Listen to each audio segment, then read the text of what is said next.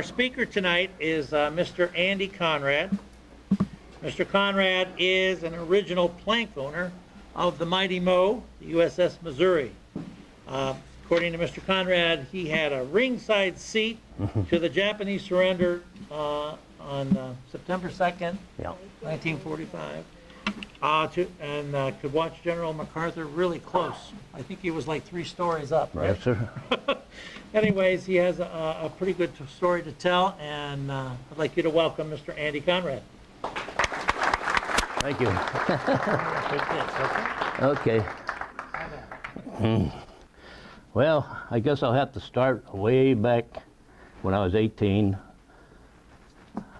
I lived in Pittsburgh, PA, in 4089 Cabinet Street, Pittsburgh, PA, 24.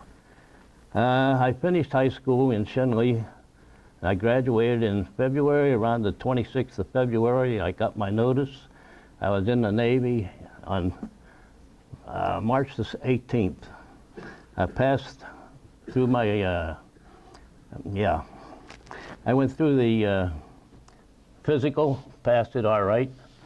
And the first thing you know, I said, well, go home and spend the day and be back tomorrow or 2 days later and be ready to go. So we reported back downtown Pittsburgh, and we all marched across and went down to the railroad station, which we left there and went up to Sampson, New York.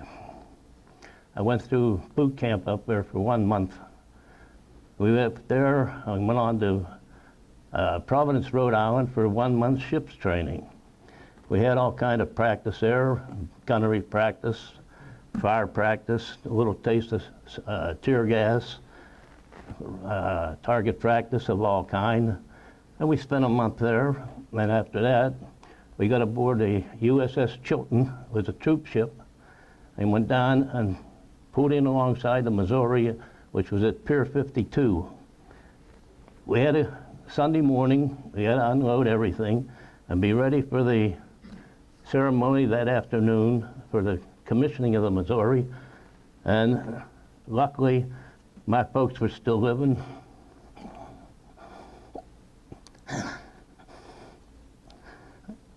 They were there for the ceremony. And we had a good time. And shortly after that, they left, and we had left Pier 52. We had to go over to Bayonne, New Jersey, and have the big radar put on. And after that, we went on to the shakedown. Well, the shakedown cruise is just like buying an automobile. You got to get the bugs out of it. And we're told what to do, where to do, and our condition watches. And my watch was on the fantail at the time. So we put the ship through all kind of target practice, shooting off the 16-inch guns, 40 millimeters, 20s, and everything, speed run, and we'd put it all through all kind of tests that they required, and come back to the States, and we got to leave. And shortly after that, we spent about 5 days. Each man had about 5 days leave, and we left and went down through the Panama Canal, and went out into the Pacific and on up into San Francisco, which we had to have our ship repainted to suit the camouflage for the Pacific. We had to have a bunch of bunks put in because there wasn't enough bunks in the ship. And we left there and went over to Guam. We took over Admiral Halsey. He was on the flagship at the time with the South Dakota, and he was transferred to our ship.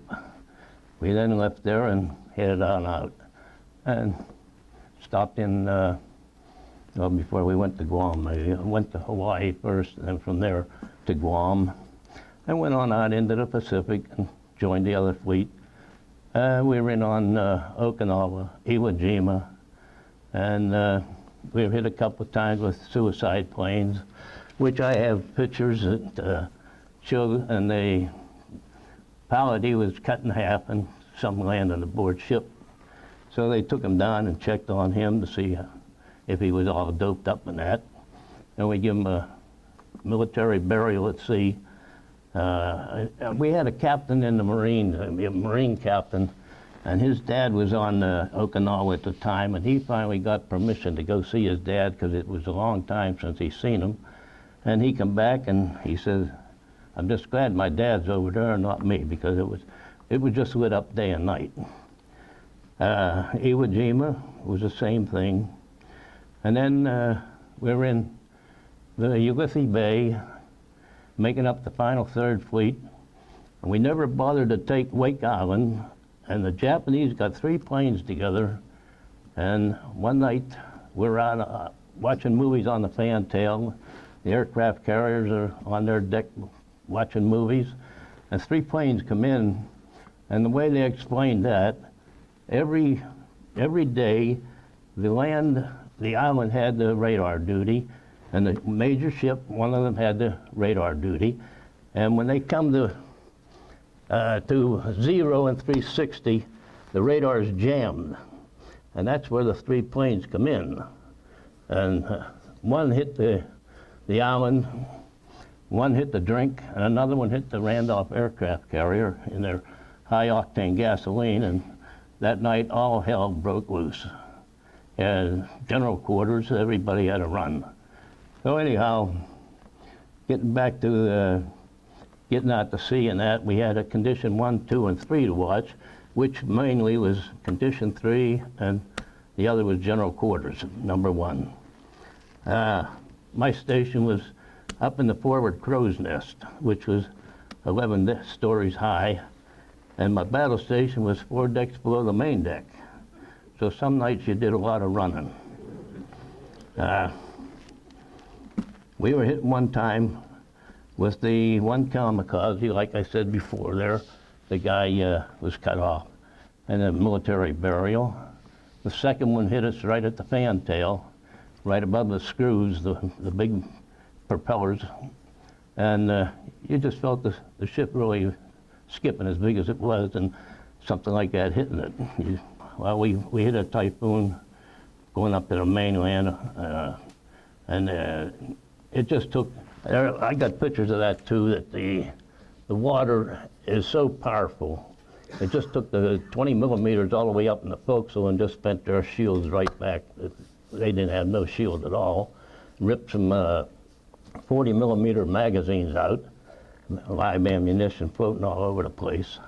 Later on, after the war, we had brought a couple of thousand Marines back with us, and the first time we ever had water rationings and water hours so we could keep those boys aboard there and keep them happy. And when we'd go on watch, we'd see one of the Marines and say, "Hey, buddy, there's a bunk there, go sleep." So we'd be on 4 hours duty and 8 hours off. And up in the crow's nest, I was at the lookout. We had 4 lookouts sitting on chairs that would swing around, and things that seemed funny, they'd tell you, if you're out at sea and it's dark, you look 20 or 10 degrees above the horizon, and that whole sky is just lit up, and you can see anything out there. And that main thing was to look for silhouettes for other ships. And we had what they called Venus watches. All they did, special glasses, look at the sun for 5 minutes, and then they'd be relieved. And every 5 minutes, another man would come in and take over, and there'd be maybe 5 minutes on and maybe an hour off, because that's quite a thing, looking at the sun.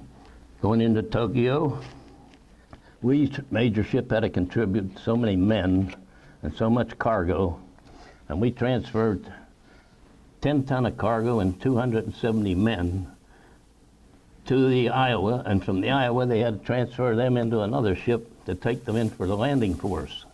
Now the Navy didn't want to take the Navy to be the landing force or the occupational force, so it was turned over to the Army. Well, in Tokyo Bay, General MacArthur, he come aboard. Our officers were lined up all over the place with their ties and everything on, and he come aboard. They piped him aboard there, and he come over, and he said, "This is an undress ceremony." So everybody scattered to take their ties off. They back up, and they started on the first superstructure deck is where the peace was signed, and this little plaque that you see there is mounted in the deck of the ship. So we have an organization, every year we have a reunion. And from the Navy being so clean all the time, polishing, they wore that thing out, and they asked everybody to contribute a penny to the rebuilding one. So there was enough of them, they got that, and I got citations at home from this little penny, the little chip that they took out. And now they got a bubble over it. But when the Japanese come aboard, they stripped them of all their sabers, everything, they took everything off of them that they had, and they started with the ceremony. So after I was up, I'd say the third deck, up at a Mark 51 director, and I was looking down watching the whole thing. And I got prints that showed where all the foreign dignitaries were to be on these bleachers, and the Japanese, they were down there, and they wanted to take pictures of the superstructure. Well, the Marine Guards, they said, you stay down here. They weren't allowed to take pictures. So that went all right. But after the ceremony was over, they left. It was chow time. So everybody left. Get in line for chow. There was a table missing. Guy said, I know where it's at. So a couple of them run up and they take the table. And I think to this day, I don't think they know what table they got in the museum. But coming back to the States, we anchored in, we not anchored, but we laid out of New York at Hudson River, and our skipper, he called in to get tugs to take us in. Well, we waited for a couple hours, and he got mad again and called them. Half an hour or so later, they finally got tugs out and took us in. And that was quite a day there. So Truman was going to come aboard ship and had Hudson River, they had from the submarines all the way up to the big aircraft carriers, everything. And he was visiting them, so I thought, I got to get out of here and go home. So I wired home, and I said, send me money, I want to come home this weekend. And I come home, and at that time, being Catholic, you weren't allowed to get married during Advent. So I said, okay, make it the next day. So the day after Christmas, we got married, and it'll be 63 years.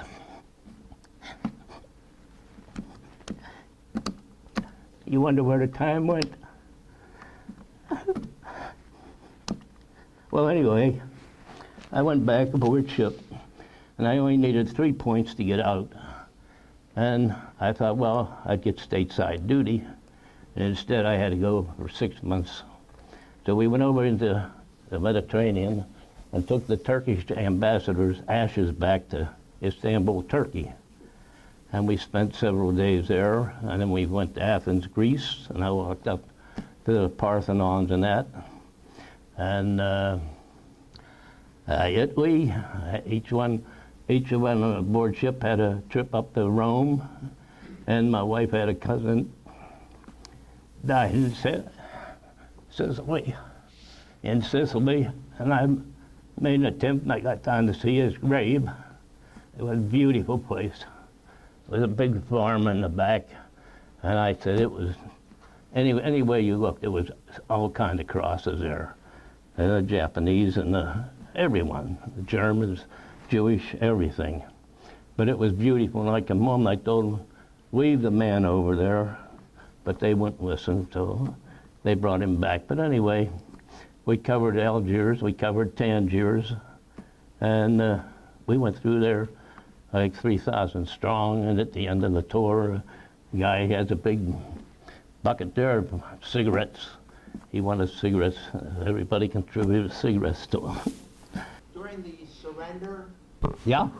ceremony, when the Japanese came onto the during the surrender ceremony, when the Japanese came on the ship, and you were just above where that took place.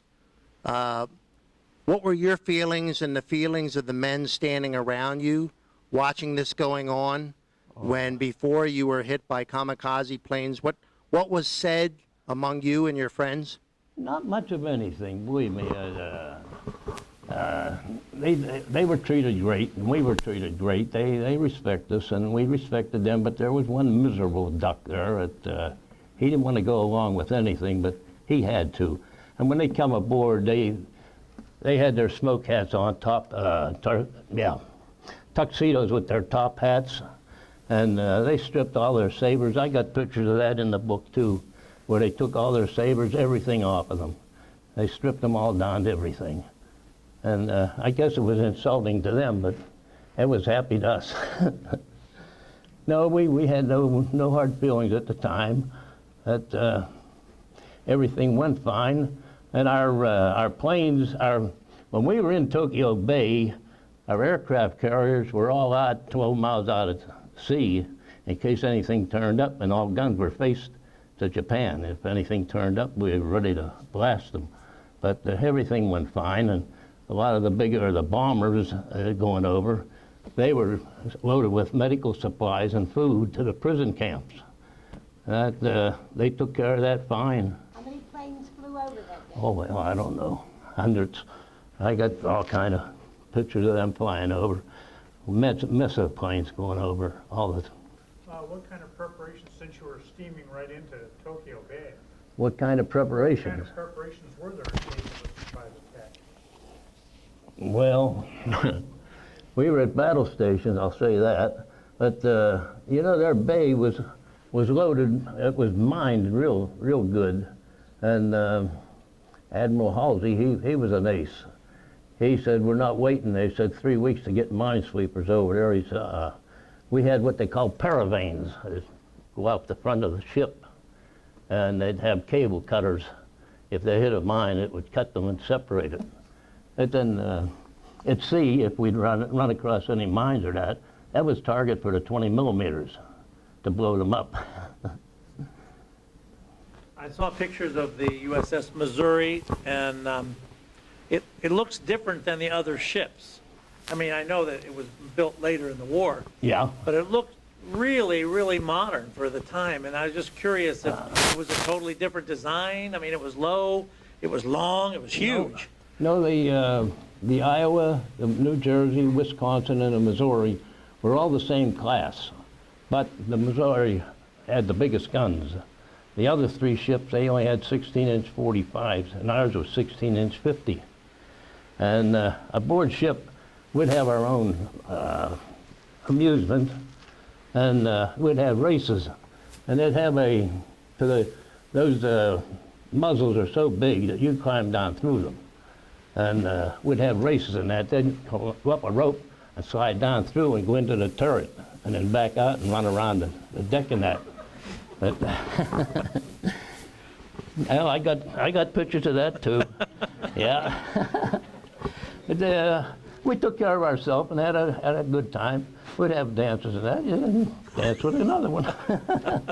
Yes, ma'am. You referred to the Iowa in that class. Is that still the same Iowa that had the explosion and problem in the 80s? Yeah. Is Oh, it? yeah. Okay, I didn't know if it would be, Yeah, remade. The 16-inch, yes, ma'am. Okay. Yeah, the same one. Was the Mo a replacement for Missouri? Was there an original Missouri? No, this one wasn't. No, there was a couple of Missouris before. Okay, one was lost in Pearl, wasn't it? One was lost in Pearl Harbor on December 7th? I think so. I think I saw a picture of where they rolled it over to bring out casualties. That's why I was surprised. I got pictures here, and we call him the old man. You know, the big wheel. And it was real funny. I keep saying Annapolis. Arlington, Virginia. It was an outfit from Delaware taking pictures, and this guy that was going to be our speaker, he was a rear admiral. And when I heard his name, I said to this little gal that was taking pictures, I said, hey, I got the old man's picture up in the room. Well, the hotel we were at was two stacks I went up the wrong one and down and up the other one. When I got back, I said to the girl, here it is. So I got his picture here, the old man with his signature, and the speaker was going to be a name, the same name. And man, of the day, that's father and son, and the son is a rear admiral.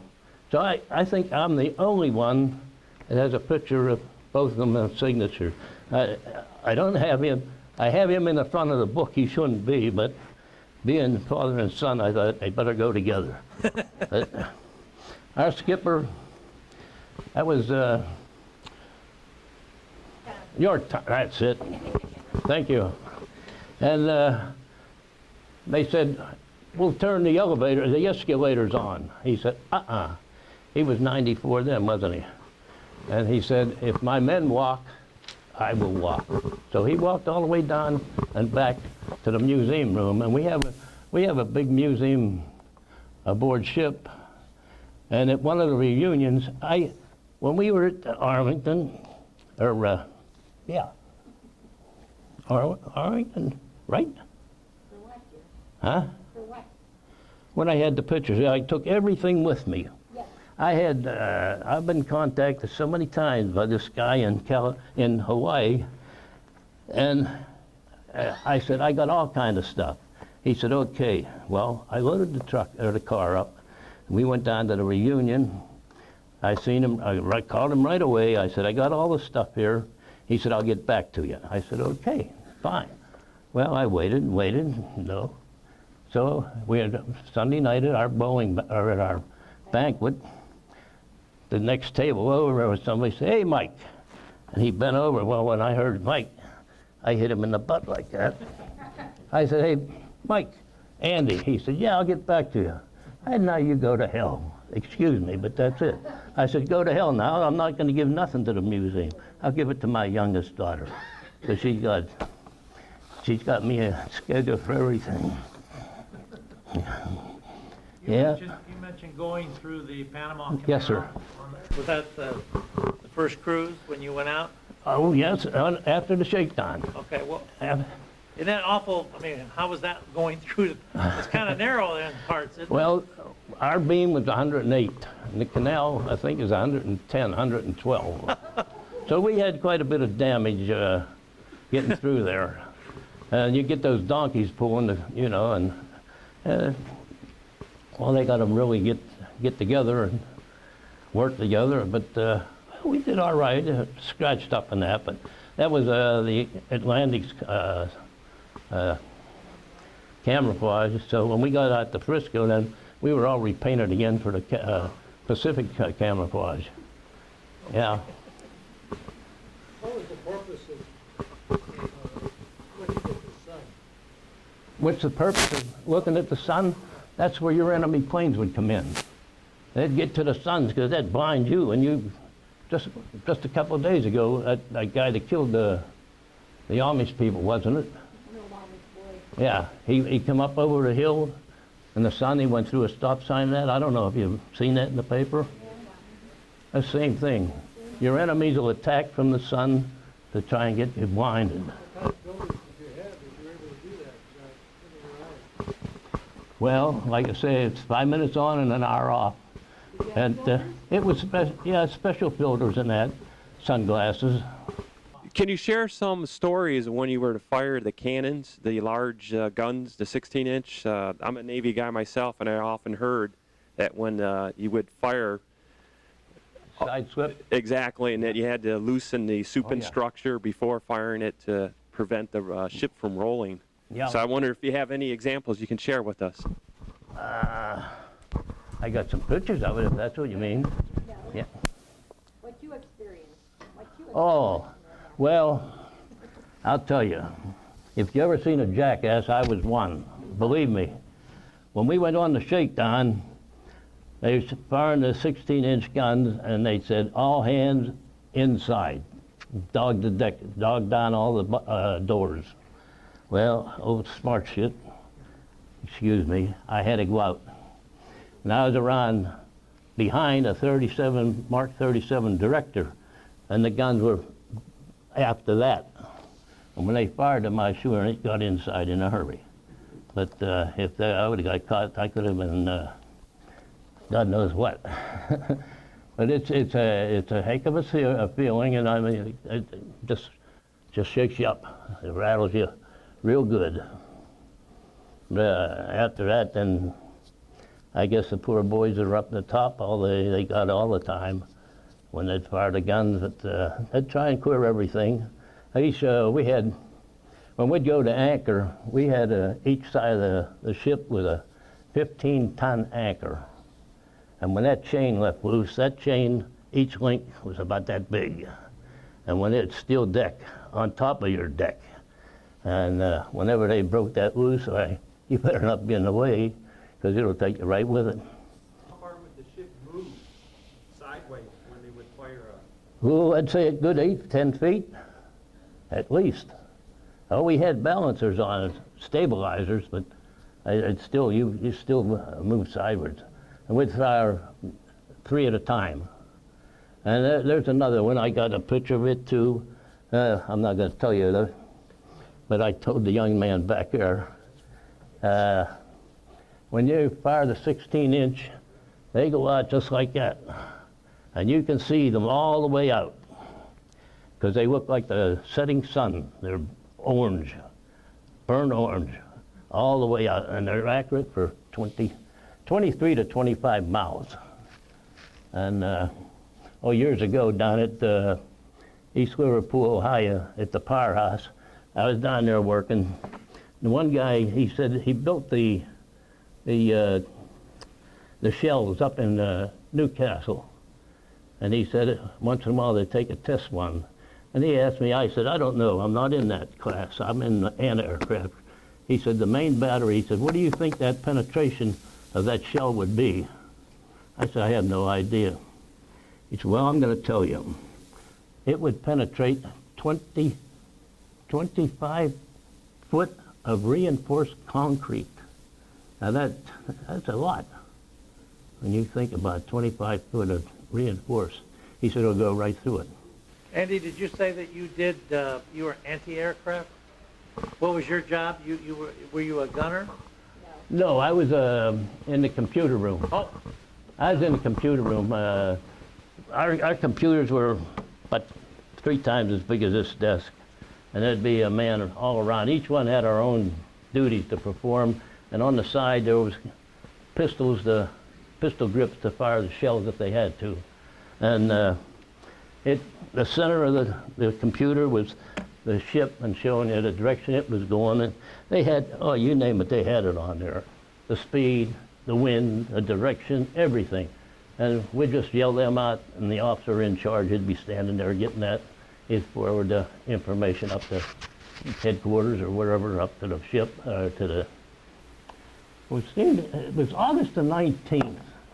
I read once where it said the 9th. I can't believe that. But they intercepted a radio telegram going to Japan talking about a surrender. And Halsey got on, he said, they woke the whole ship up. And after he got on the thing, he said, we heard things about it, but nothing solid, nothing true about it yet. He said, get back to sleep because you're going to need it tomorrow. We're going to be a busy day.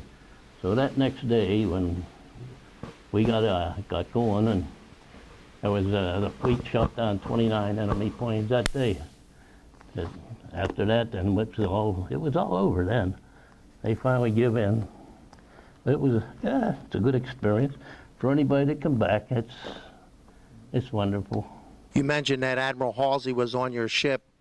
Can you give us any reflections of what the men on the ship thought about Halsey? Any stories about his personality? Yes, he was a wonderful man. He used to play deck tennis or throwing a donut, deck tennis. And, I don't know how long ago, we were out at sea, and he had his own Marine guard on each side of his stateroom door, and he had his booze there. So anyway, several cases disappeared. So we're at sea for a couple of weeks, and first thing you know, there was an officer and some enlisted men there just high as a kite. But he never prosecuted them. No, he was one hell of a man. He was one hell of a man. Compared to now Nimitz, all Admiral Nimitz done was stayed back at Guam, and he was a big wheel, but Halsey was in on it. Okay, how about the General MacArthur? What little contact you had with him during the day of the surrender? None whatsoever, just to see him. Okay. That's all. Okay. Just see him when he come aboard and went over and signed in the peace treaty. After that, he left then and took over whatever he had to do. I guess he left on back on the destroyer and went inland to get aboard, get on shore. I don't know where he went. Did the Allied officers and MacArthur and his staff, did they stay on the Missouri after the signing, or did they leave to go to another ship? No, I think they just left. That is, all the foreign dignitaries, yeah, they just left and went their own way, I guess. They got off the ship. Last question is, did you get a chance to go on leave in Tokyo or anything like that? No. You I never did left the not, ship? no. Okay. Our landing force, we had to put 270 men off of our ship aboard, and they were all of the deck force and that, and they were the ones that were going on and I got pictures of that being transferred to the Iowa, and I'll tell you, I've never seen so many ropes or lines going across from ship to ship as that.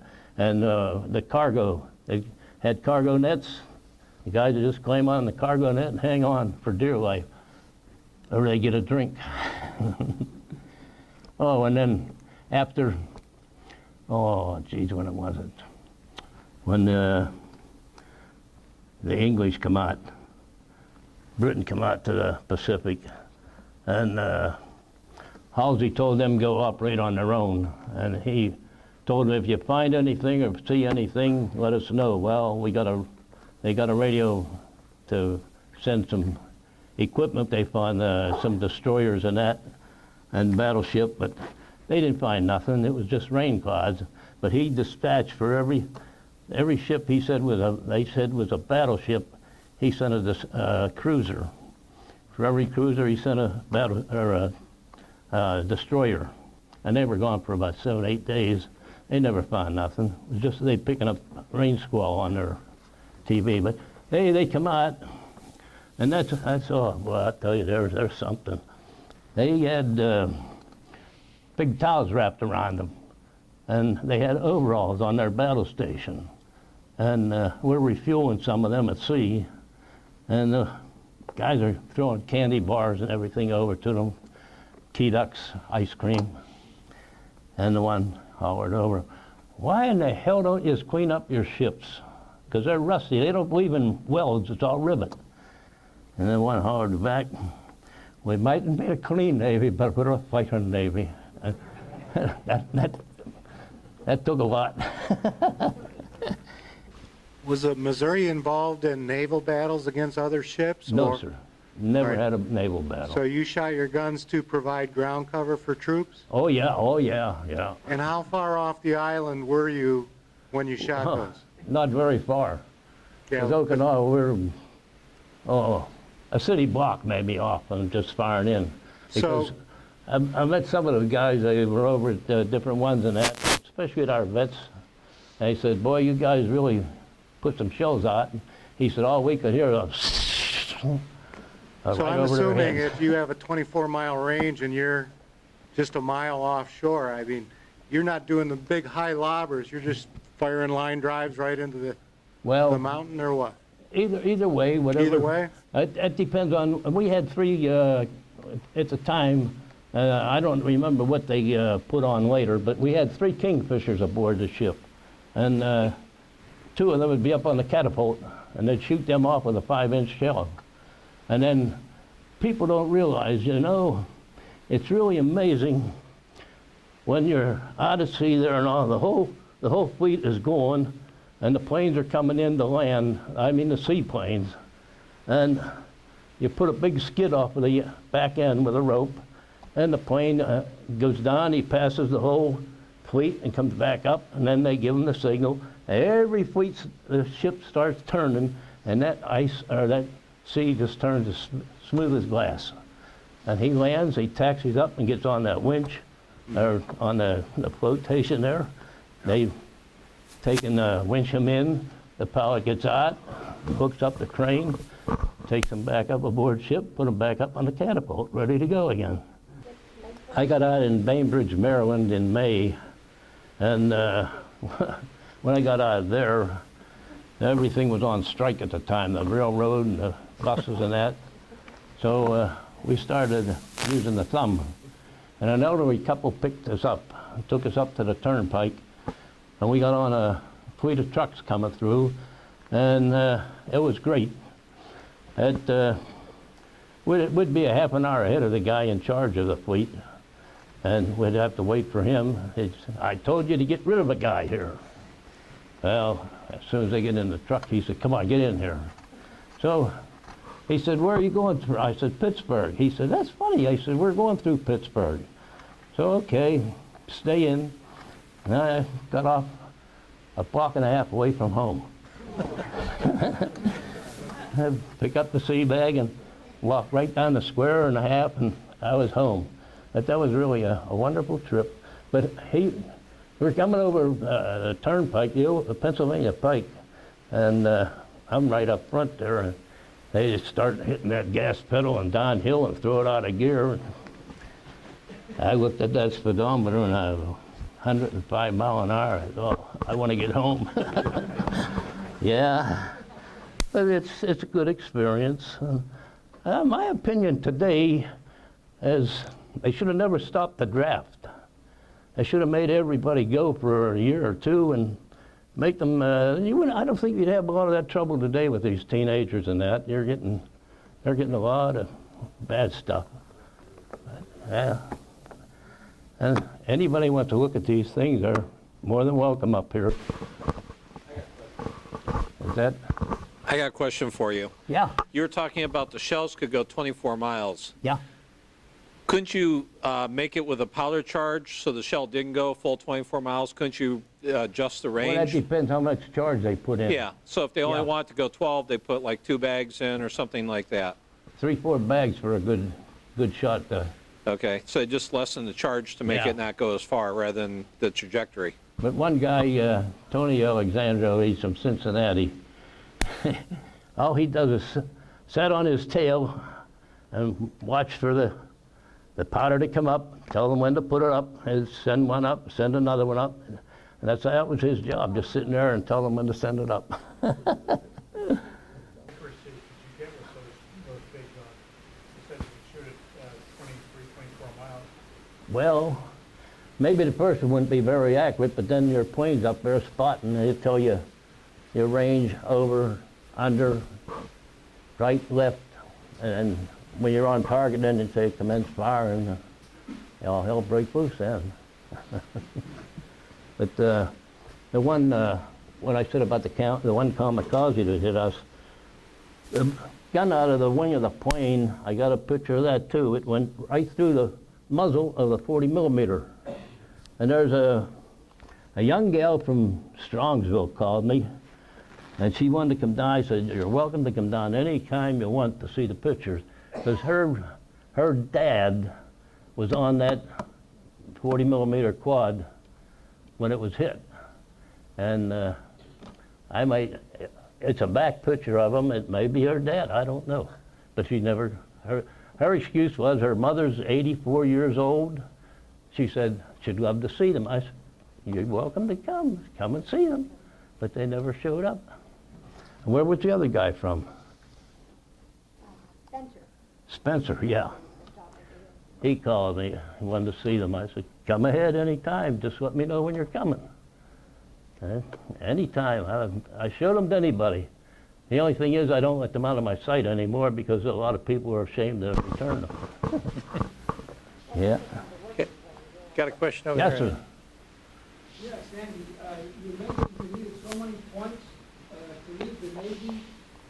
How did that system of points work? They're getting in the Navy?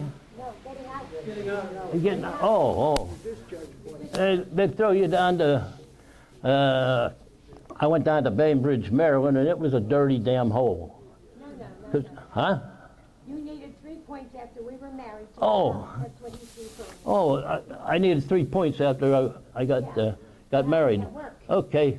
For so much time, each time you got so many points. And as you went up in rank, you had to get more points.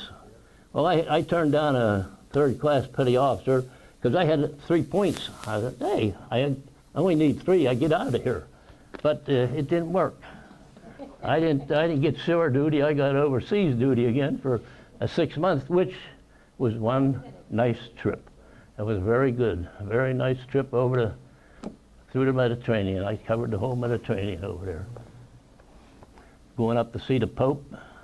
I never got to see the Pope, Pope Pius XII. The truck I was on broke down. They come, we're going in as they're coming out, so we never seen it.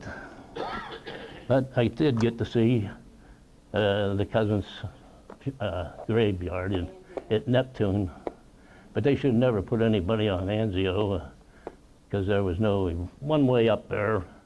And up the top there's big mansions, and they had all kind of holes in them and that, but they took a hell of a lot. And the guys on the ground, they couldn't do nothing. One way they had to get up there, otherwise it was a cliff. So they pulled out of there and went up someplace else.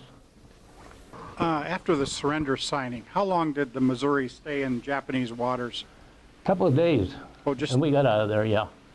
We got our men all back, and then we brought the extra Marines back that were due to go back, and we brought those all back with us. What about the rest of the ships that were in the bay that day? Those all pull out too? Oh, yes. Yeah, we all left. Yeah. Which? Oh, yeah, it was mine. Very good. Yeah. And there's several islands around the mainland. And the bay was really loaded, yeah. That's... How about the young man that piloted you into Tokyo Bay? The one what? The young man that piloted the ship into Tokyo Bay. Oh, yeah, he went through Princeton University. But he was Japanese. Yeah. Yep. 21-year-old piloted us into Tokyo Bay and went through Princeton University. And where was the typhoon you were in? Off of what island? I was heading up towards alongside Japan when we hit that. Okinawa? Well, going into Okinawa, yeah. We certainly want to thank you, Andy. Oh. Good job.